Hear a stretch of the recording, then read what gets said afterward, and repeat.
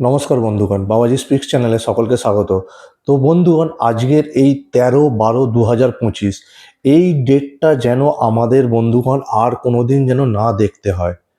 তো বন্ধুগণ, ক্রীড়া জগতের ইতিহাসে সব থেকে কালো দিন হিসাবে আমাদের কলকাতার বুকে কালো দিন হিসাবে কিন্তু চিহ্নিত হয়ে থাকবে এই দিনটি। কারণ আপনারা সবাই জানেন, আহ, আজকে 13ই ডিসেম্বর 2025 কলকাতায় মেসি এসেছিল যুবভারতীতে, এবং সেখানে যে বিশৃঙ্খলার সৃষ্টি হয়েছে, যে হাজার হাজার মেসি ভক্তদের আবেগ, ভালোবাসা এবং অর্থ নিয়ে ছিনিমিনি খেলা হলো, এইটা কিন্তু বন্ধুগণ একদম ঠিক হলো না। এটা যে অর্গানাইজারই এটা ম্যানেজ করে থাকুক না কেন, এই যে মেসির ইভেন্টটা ম্যানেজ করে থাকুক না কেন, তারা কিন্তু পুরো একটা জালিয়াতি করেছে বন্ধুগণ। এই যে গোটা মানে এত হাজার হাজার সমর্থক যারা মিনিমাম টিকিটের দাম যেখানে 5,000 টাকা, 5,000 টাকার টিকিট মিনিমাম, 5,000 টাকার টিকিট কেটে যারা মেসিকে শুধু একটা ঝলক দেখার জন্য গেছিল, তাদের কিন্তু দাবি, আমাদের সাধারণ মানুষদের দাবি কিন্তু বেশি কিছু ছিল না যে মেসিকে আমরা যে হাত মেলাবো বা বুকে জড়িয়ে ধরবো। আমাদের সবার একটাই যে জন্য যাওয়া ছিল যে মেসিকে এক ঝলক আমরা দেখব। তো একটা ঝলকও কিন্তু মেসিকে দেখতে পাওয়া গেল না। কত বড় স্ক্যাম হলো! হাজার হাজার টাকার টিকিট কেটে মানুষজন ওখানে গেল, মানে স্ক্যাম স্ক্যাম করা হলো সাধারণ মানুষের সাথে।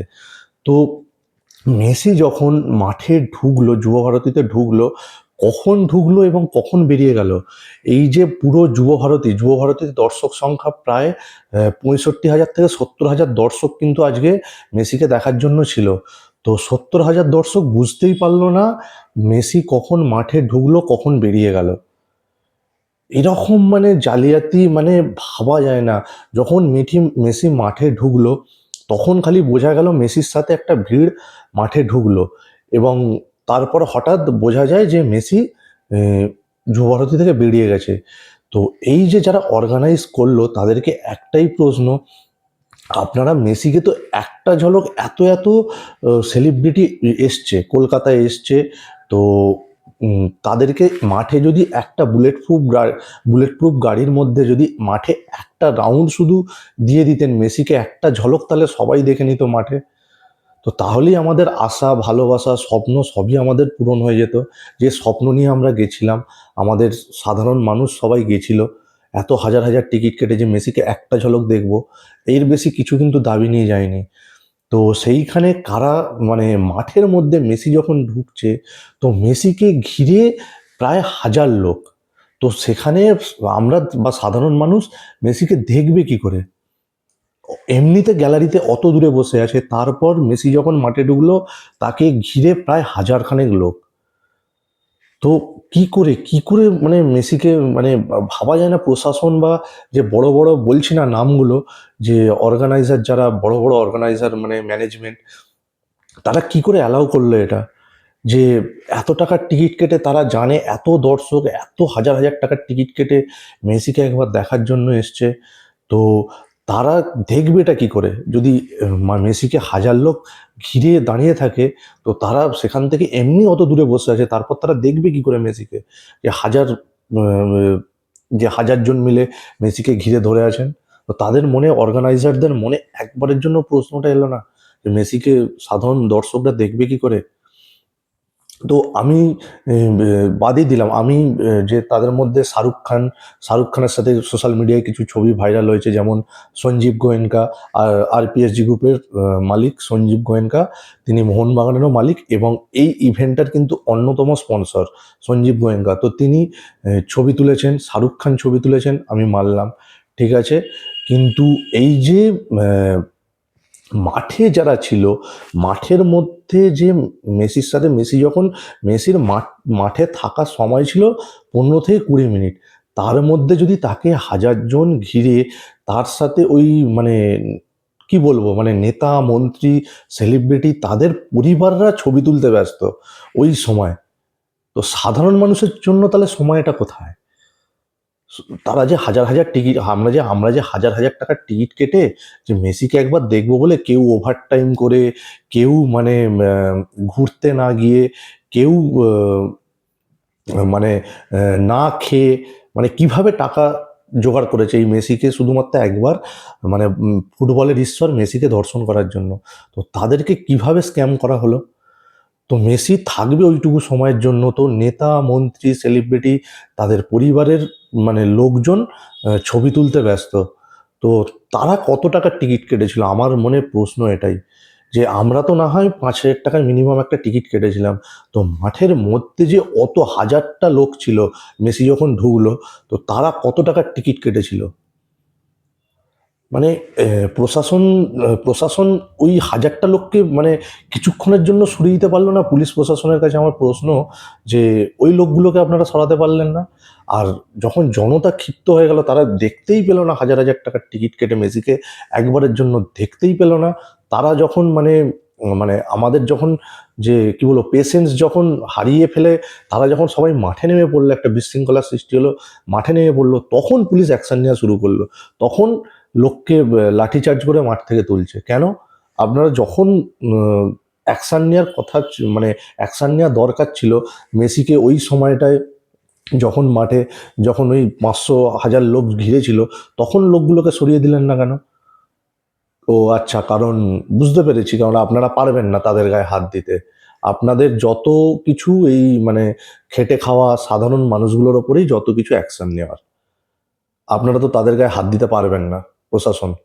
সত্যি সেম সেম, যেমন যতটা মানে ম্যানেজমেন্ট তো মানে কি বলবো, মানে পুরো ফ্রড করেছে সাধারণ মানুষের সাথে।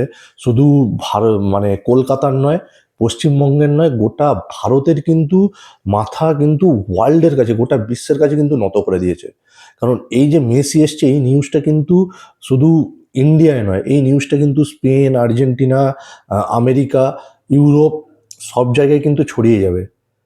তো আর মানুষ কিন্তু নেগেটিভটাকেই বেশি নেয়, নেগেটিভ, পজিটিভ খবর খুব একটা খায় না, নেগেটিভ খবরটা খায়। তো এই যে চরম যে বিশৃঙ্খলার সৃষ্টি হলো, এই খবরটা কিন্তু গোটা ওয়ার্ল্ডে ছড়িয়ে যাবে, এবং শুধু কলকাতা এবং পশ্চিমবঙ্গ নয়, এটা কিন্তু গোটা ভারতের মাথা কিন্তু এতে নিচু হলো, এই যে ঘটনাটা হলো যুব ভারতীতে। তো পুরোপুরি স্ক্যাম, এটা পুরোপুরি স্ক্যাম করা হলো। ঠিক আছে, সাধারণ মানুষের সাথে একবার, সাধারণ মানুষের একটাই আশা নিয়ে গেছিল, একটাই দাবি বা একটাই আশা যাই বলুন না কেন, যে মেসিকে একটা ঝলক খালি দেখে নেব, আর কিচ্ছু দরকার নেই।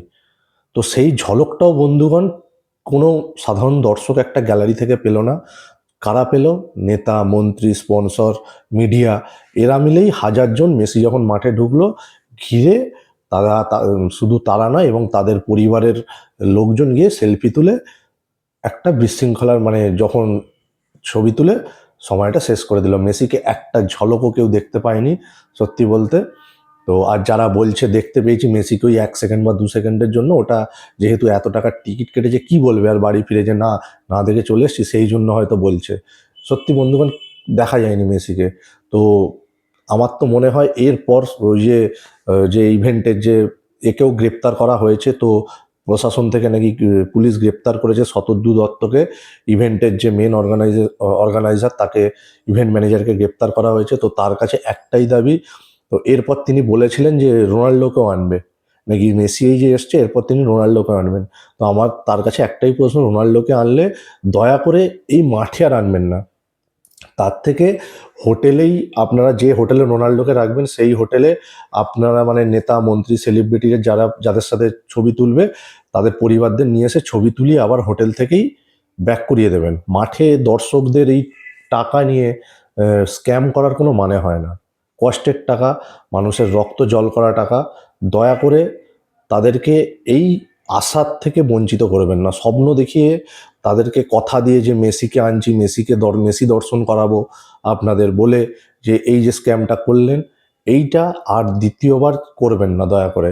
আর পারলে সাধারণ খেটে খাওয়া মানুষগুলোর টাকা দয়া করে ম্যানেজমেন্টকে বলবো, যারা এই ইভেন্টটা হোস্ট করেছিল, তারা যেন দয়া করে টাকাটা যদি মনে হয় আপনাদের, তো ফেরত দেওয়ার ব্যবস্থা যেন করা হয়।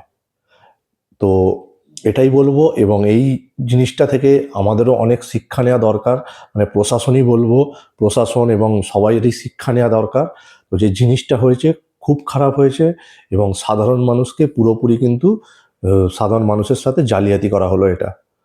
তো বন্ধুগণ, আপনারাও কমেন্ট বক্সে অবশ্যই জানাবেন যে এই যে ঘটনাটা আজকে ঘটেছে, এইটা নিয়ে আপনারাও আপনাদের মতামত কমেন্ট বক্সে অবশ্যই জানাবেন।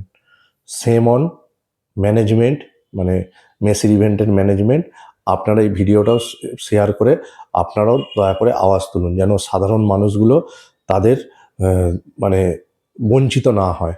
এই তাদের যে রক্ত জল করা টাকা যেন তারা ফেরত পায়।